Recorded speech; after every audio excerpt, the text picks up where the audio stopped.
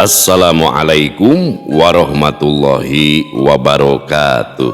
Sampurasun wargi dulur baraya sadayana, tepang dangudi sareng simkuring Mang Ian Kidemang Gunung Halut anu kasep sakabupatennya.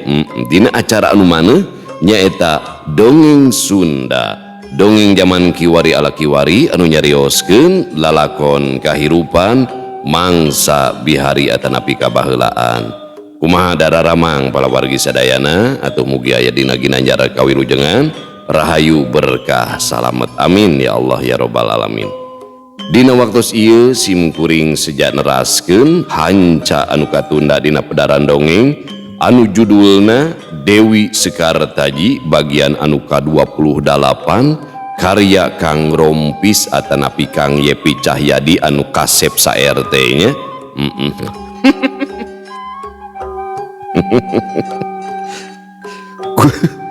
Kumaha salajengna ieu lalakon Dewi Sekar Taji teh ulah kamana-mana tetep manco di channel YouTube-na Dongeng Sunda Mang Ian. Namun satacana dilajeng kade ulah hilap nu tacan subscribe kana YouTube-na Dongeng Sunda Mang Ian mangga di subscribe heula supados tiasa saking notifikasi kanggo satiap jejer carita nu salajengna oge nu sanesna.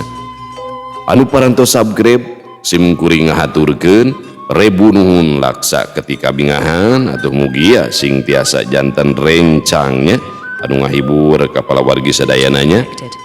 Kanggo ibu-ibu bari masaknya segegerohna, kanggo bapak-bapak bari nyantainya nyikopai ditepas ngabaheuhai kudu samsai gitu.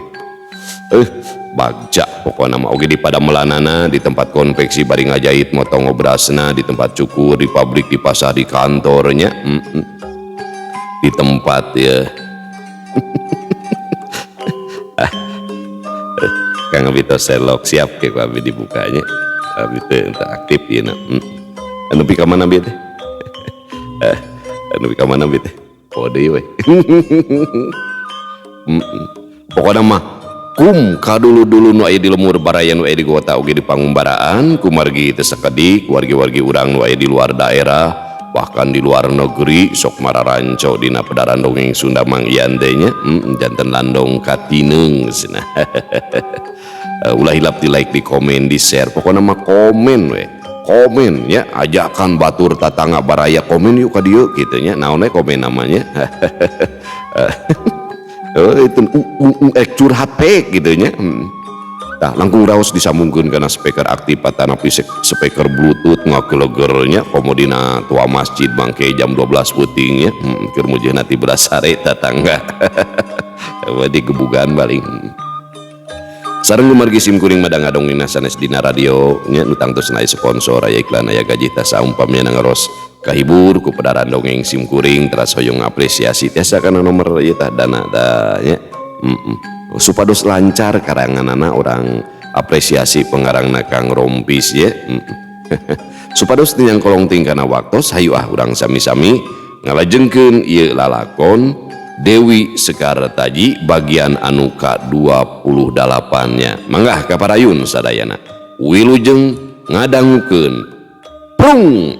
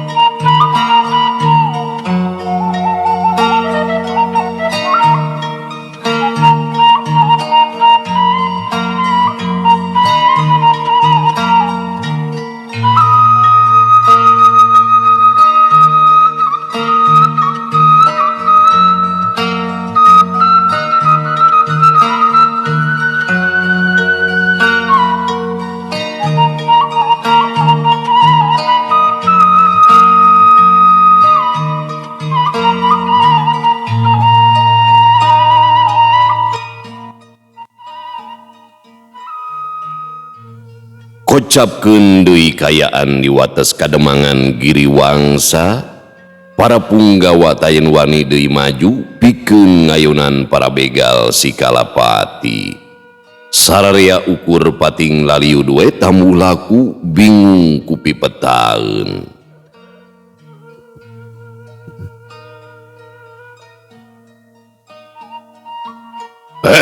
Para punggawa kunyuk, urang balangkeun da sakabeh pakarang. Anjeun kabeh sujatalu sarta kudu bilu ka dewek. Lamun teu ngagugu kana omongan dewek, si laing kabeh bakal modar ku pangawasa dewek. Kitu cek gegedug begal anu ngaranna Barli, panonna muncereng ka sakabeh para punggawa. Para punggawa ukur silih reret jeung pada baturna pinuh kabingung.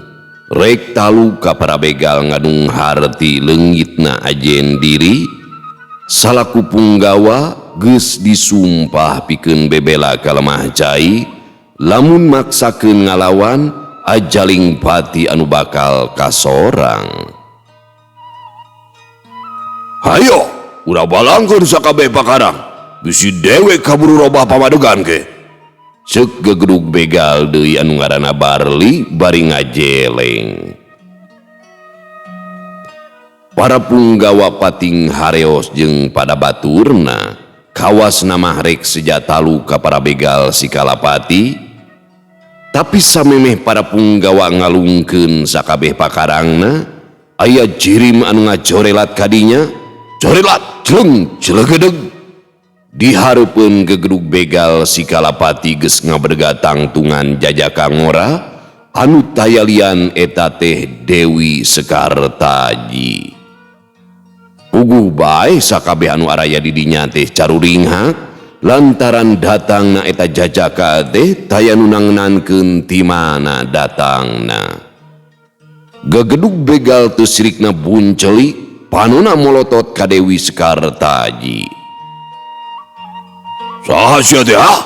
Kumaha wani ngaganggu ka aing? Budak cucunguk bodog sia, rek ngadon sosoroh kojor sugan mah.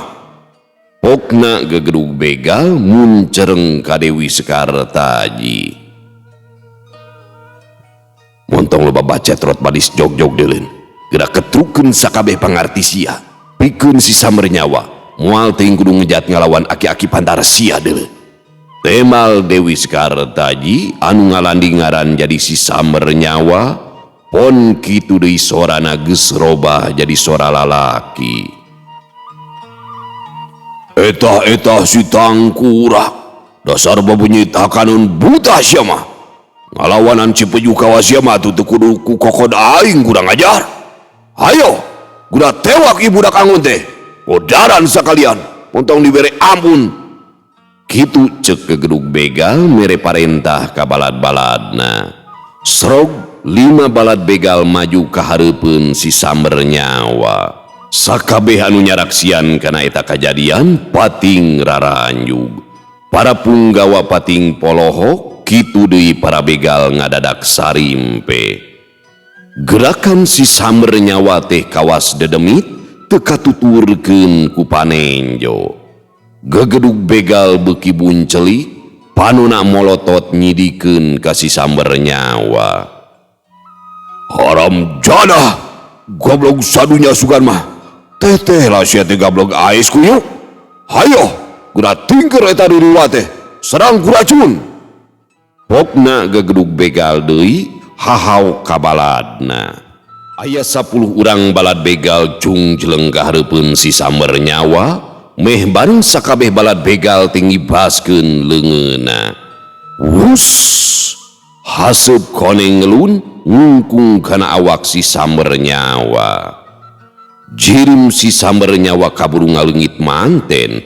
Hiup pas. Sirah para begal anu 10 urang teh pating kelenceng, ngagalubrag pating gorolong, getih ngabayabah kana lemah badis tas mencitan sato.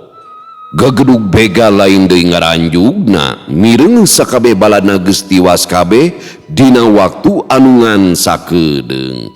Beungeut gegedug begal ka ciri sepa kasieun geus ngalimpudan dirina gegedug begal geus boga angkeuhan lamun musuhna teh miboga elmu linuhung. Si Samber nyawa geus ngaberga deui hareupeun si gegedug begal. Samemeh hulu siapa pisah jeung Raga. Pok geura bejakeun ka aing. Saha gegedug si anu sabenerna? Di mana ngajadogna? Ceuk si Samber nyawa pedang emasna geus ngangkang karinigaskeun. Heh, kunyo. Tibatan betus tina sungut. Kajeun teuing bedah tina caduk deuleuh. Pacaduan pikeun aing kudu khianat. Kajeun teuing modar jadi bangke deuleuh. Walon gegedug begal tegesna keranan. Leungeun gegedug begal rikat ngawurkeun racun ka si Samber nyawa. Haseup koneng ngungkung awak si Samber nyawa. Si Samber nyawa tengejat. Haseup koneng anu ngungkung teh ukur ditepak harita kene oge peurai deui. Tetela si Samber nyawa teh wedel teu neuraku racun. Si gegedug begal mingkin gimir ningali musuhna anu teu neuraku racun teh. Taya deui jalan pikeun si gegedug begal. Tibatan paeh ku musuhna leuwih hade maehan sorangan ngalegleg racun. Tapi hanjakal si Samber nyawa kawas nu surti. Samemeh si gegedug begal teh nginum racun, pedang emas geus miheulaan manten neuteuk dua leungeunna. Hiu plas. Dua leungeun si gegedug begal teh semet sikuna rapluk maruragan kana lemah, marengan getih seger ulaweran tina dua leungeunna anu buntung. Aduh, toba! Cek si gegedug begal ngoceak, ningali dua leungeunna anu geus baruntung. Hiu cedak. Leungeun anu baruntung teh didagoran ku tonggong pedang emas getih anu ngucur teh ngadadak saat. Hiu cedak! Tonggong pedang emas ngadagor biti si gegedug begal, brug, awakna ngagubrag teu bisa hudang deui. Para punggawa ukur hargeueun anu sawarehna gigisi kana panonna asa teu percaya kana panenjona.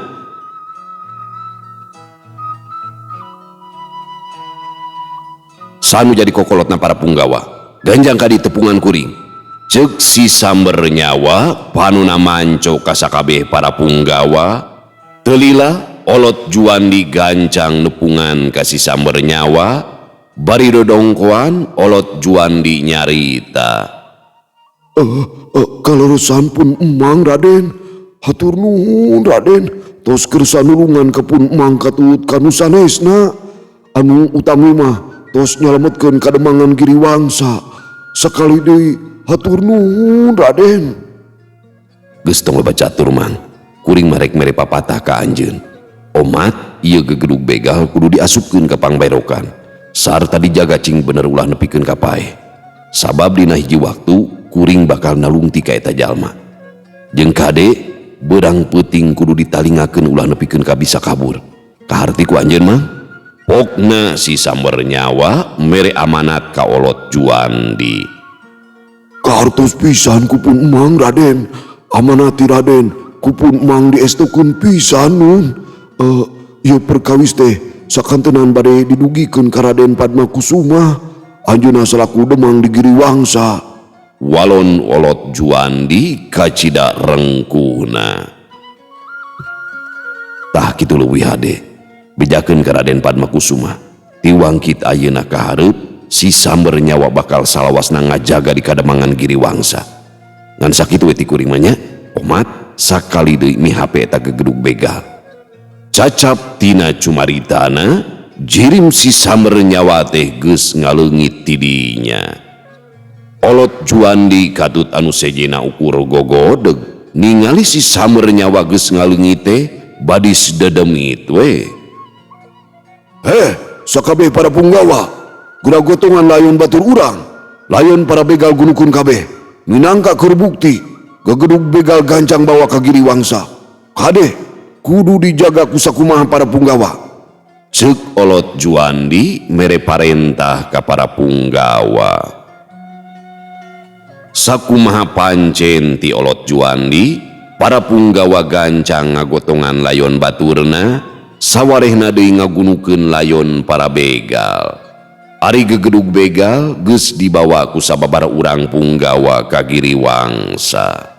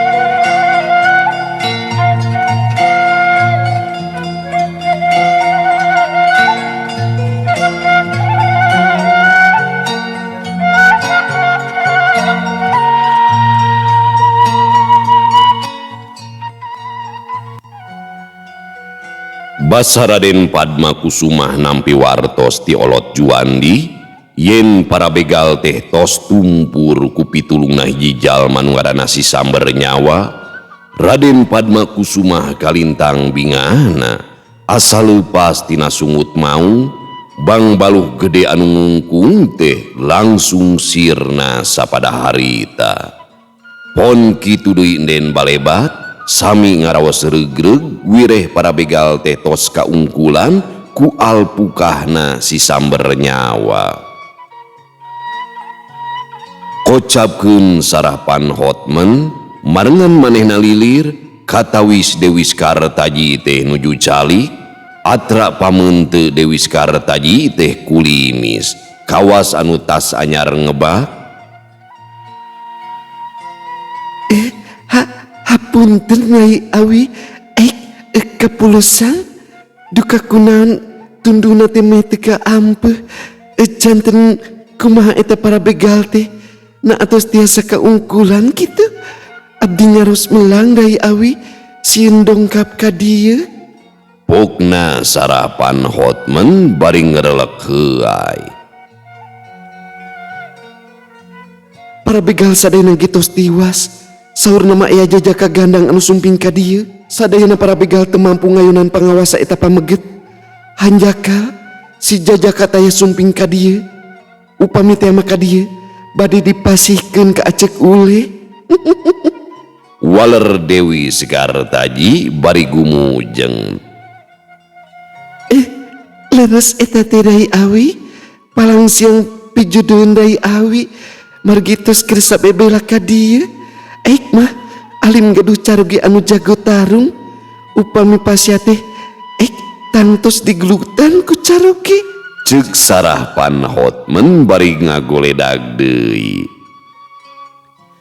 Pek bae masihan kanggo Acek Ule abdi mah alim wawanuhan sareng pameget nah kadon ngagoler deui teh geura ka jamban ka ditu eta salira tos bau jaring ngau Saur Dewi Skartaji ngagikik deui.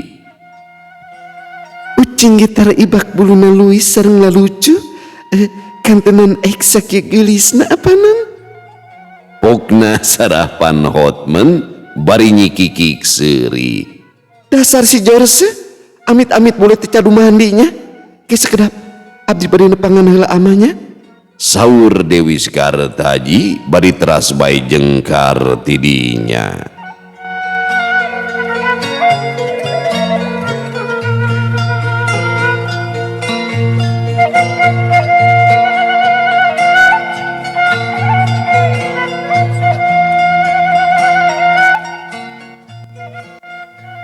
Beja ngunaan para balad begal anu perlaya di Giriwangsa geus sumebar kasaban wewengkon Kitu deui ngeunaan jajaka anu miboga kasakten linuhung sarua geus jadi sabiwir hiji. Pon kitu deui warta ngeunaan sagara katut komala sarua deui geus nerekab kasaban lembur.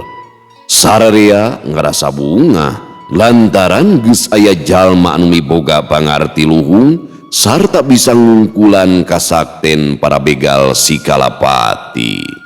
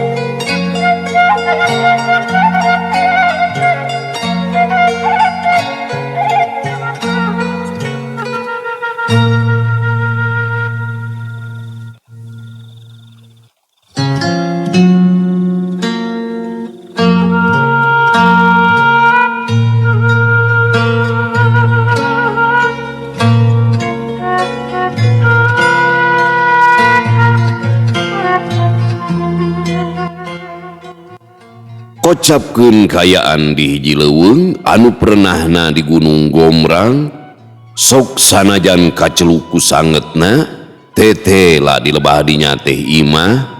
Ari imahna ukur aya 4 suhunan, anu 3 mah bisa kasebut imah saung, dijieuna tina awi dipanggungkeun. Imah anu hiji deui mah kawilang gede jeung lalega. Wangunan imah dijieuna tina kai teuas, hateupna tina euri, aya kana 5 umpakna. Di sakurilingun eta imah pinuh ku kai jarangkung sarta dauna karekepna kerahanan. Kawas ngahaja imah teh disamunikeun di jero alas anu hara-haraeun. Eta pisan imahna si Rangaspati, pupuh paguron si Kalapati atawa sok pada nyeluk ke gedug begal gerot si Kalapati. Ari ngaran aslina si Rangaspati teh nyaeta Raden Malela. Saha ari Raden Malela anu sabenerna? Raden Malela teh raina Prabu Krama Kancana, ramana Prabu Jaya Kancana. Jadi Raden Malela teh mangna atawa paman Prabu Jaya Kancana.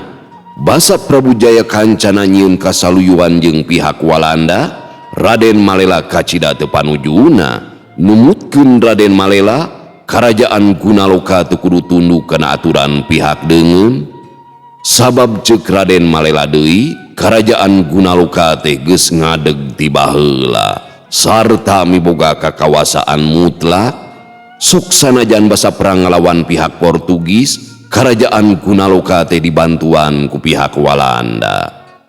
Ari Prabu Jaya Kancana lain teu narima kana pamadegan emangna, tapi Prabu Jaya Kancana boga pamikir anu leuwih jero. Mun seug teh amah Prabu Jaya Kancana ingkar tina kasaluyuan jeung pihak Walanda, geus tangtu nagara Gunaloka teh bakal perang rongkah jeung pihak Karajaan Walanda. Geus kaherong Karajaan Gunaloka teh moal untuk ngalawanan pihak Walanda. Pamustunganana mah Karajaan Gunaloka teh bakal ajur lebur karingaran. Sarerea pada apal pihak Karajaan Walanda miboga pasukan jeung alat perang anu kacida tohagana. Najan geus dijentrekeun ku Prabu Jaya Kancana, keukeuh Raden Malela teh teu daek narima. Antukna mah Mang jeung Alo teh teu akur, kadituna jadi pacengkadan anu taya tungtungna. Nepi ka hiji waktu Raden Malela ngeja ti Gunaloka, inyana init ka Gunung Gombrang. Salila ulasan tahun Raden Malela teh leleuweungan dibarengan ku para balad-baladna. Raden Malela mujasme di tatapa di alas Gombrang, sangkan miboga pangarti anu linuhung. Tarekahna teu gaplah. Salila ulasan tahun tatapa inyana teh geus nyangking mangrupa-rupa ageman anu kacida ahengna. Nalika rengse tina ngalap elmuna, Raden Malela ngahimpun kakuatan. Para begal dirangkul sangkan bilu kamanehna. Nepi ka hiji waktu Raden Malela ngadegkeun paguron, eta paguron teh dingaranan paguron Sikalapati, marengan robahna ngaran Raden Malela jadi Sirangaspati. Para begal anu bilu ka Raden Malela teh kacida poharana meh ti unggal ka gubernuran. Teu aneh lamun para balad begal Sikalapati teh sumebar aya di mana-mana. Raden Malela geus boga tujuan anu tangtu sangkan karepna bisa tinekanan.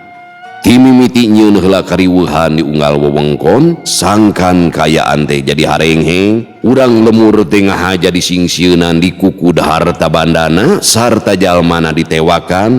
Leuwihna ti eta sakabeh balad begal Sikalapati teh diwarah dina widang elmu pangawruh, boh dina elmu kanuragan atawa elmu pangawruh sejena. Lian ti para balad begal anu bilu ka Raden Malela, aya oge para pangagung anu ngadekeng ka Raden Malela. Lamun aya wewengkon anu teu karanjah ku para balad begal Sikalapati, moal salah deui para pangagungna geus bilu ka Raden Malela. Gunung Gombrang salawasna dijaraga ku sakumna para balad begal Sikalapati, moal aya hiji ge jalma luar anu bisa asup ka eta leuweung. Tong boroning mah asup ka leuweungna, di wates reumana ge tara aya nu wanieun ngulampreng. Kocapkeun Sirangaspati anu harita keur diuk anegleng dina koresina, didinya aya sababaraha urang baladna keur dariuk nying hareupan ka gegedugna. Di luareun imah Sirangaspati puluhan balad begal keur dariuk, sawarehna deui keur aluprek ngobrol jeung pada baturna. Ari tangtungan Sirangaspati teh kacida bergegehna masih keneh gagah najan geus kasaput ku umur. Nalika keur ngorana Sirangaspati atawa Raden Malela teh miboga rupa kasep jeung gandang. Sahenteuna Sirangaspati teh teueuh menak turunan raja ti karajaan Gunaloka. Pok bae Sirangaspati ngawakca. Dunghe, pok kuda bijakeun ka dewe. Saha jalmana nu geus maehan balad anjeun di lemur handap. Dewe kukur menang beja saliwatan deuleun. Silain salaku gegedugna anu nyekel kakawasaan di Sabdaloka geus tangtu leuwih apal. Muhun Kirangaspati, pangna ngabujengan ka dieu teh bade ngadugikeun perkawis eta anu tiasa kapedarma 5 urang balad begal Sikalapati teh nemahing pati, sadayana ge diteuk-teuk mastakana, bandana ge sami dikukud. Ari anu gaduh polana mah nyaeta 2 pameget, anu saurang mah rada sepuh, anu saurang deui anu keneh. Tah anu sepuh mah tetela teu neura ku racun anu diawurkeun ka eta jalma kadon diseuseup saurna teh. Upami anu maehan balad urang mah nyaeta jalma anu anumna, para balad begal sadayana ditigas ku pedang emas, nyaeta kagungan eta nu noman. Langkung nanti eta 2 urang jawara anu kakeunaan ku racun tiasa damang deui ku jalma anu sepuhna. Nu sakitu anu tiasa didugikeun mah hapunten boh bilih mah rada pabaliut manawi. Walon si Dunghe ngajentrekeun ka Sirangaspati. Ari si Dunghe gegedug begal anu boga kakawasaan di kagubernuran Sabdaloka ngadenge caritaan si Dunghe. Sajongjonan mah Sirangaspati teh ukur ngahuleng. Tetela geus aya jalma anu miboga elmu anu kacida linuhungna, sokomo eta jalma teh wedel ku racun sarta bisa nyageurkeun jalma anu kakeunaan ku racun. Sok padahal racun anu dijieun ku manehna teh racun anu kacida matihna can aya antina.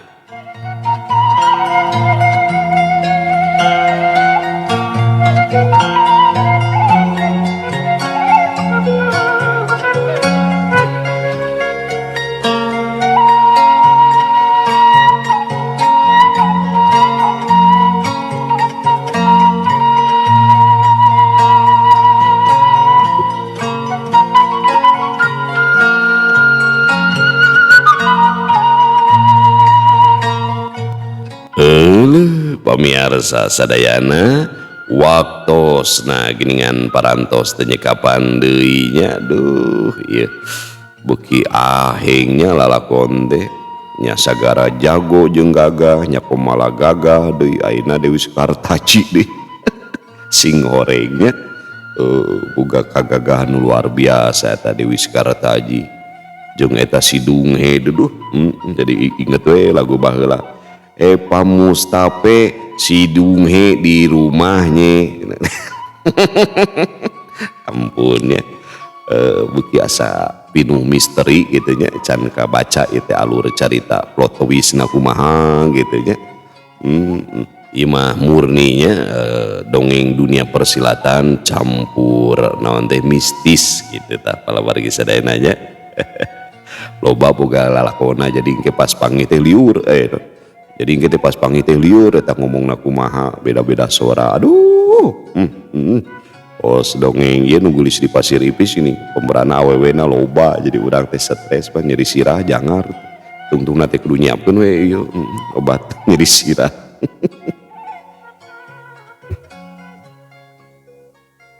Kitu we nya cara pengarang dongeng. Mau puas kawing deh pemeranna dilobakeun boga awewe limaan ngobrol ngariung mah urang teh kumaha suara awewe limaan. Stres tah tidinya simkuringnya kacaritakeun nuang krapus teh didinya gara-gara eta kalawarginya. Ngan ieu mah caritanya sadayana ge carita lalakon fiksi daya kajabi kanggo eunteng keur urang sadayana. Gambaran kehidupan mah teu boleh papasangan, aya bener aya salahnya, aya awewe aya lalaki, terus lalaki nu tadina naon teh urang lemur singkur sisi gunung deanya, lalaki kampung anu teu boga pangabisa tiba-tiba meureunnan ngadadak boga ilmu panguruh anu linuhung tah didinya gogoda teh geus mulai daratang. Naon deui atuh gogoda teh iwalti awewe tah kitu je. Gogoda nu panggede mah awewe. Beuki luhung ilmu, beuki luhur jabatan, beuki loba dunia, beuki gede gogodana teh nya. Naon deui atuh iwalti buca cag urang tuna di Hanyuang siang urang teuneun di Haneuleuum sieum paranti nyokot ninggalkeun mangsa datang kasampeur deui. Wallahu muwaffiq ila aqwamit thoriq. Wassalamualaikum warahmatullahi wabarakatuh.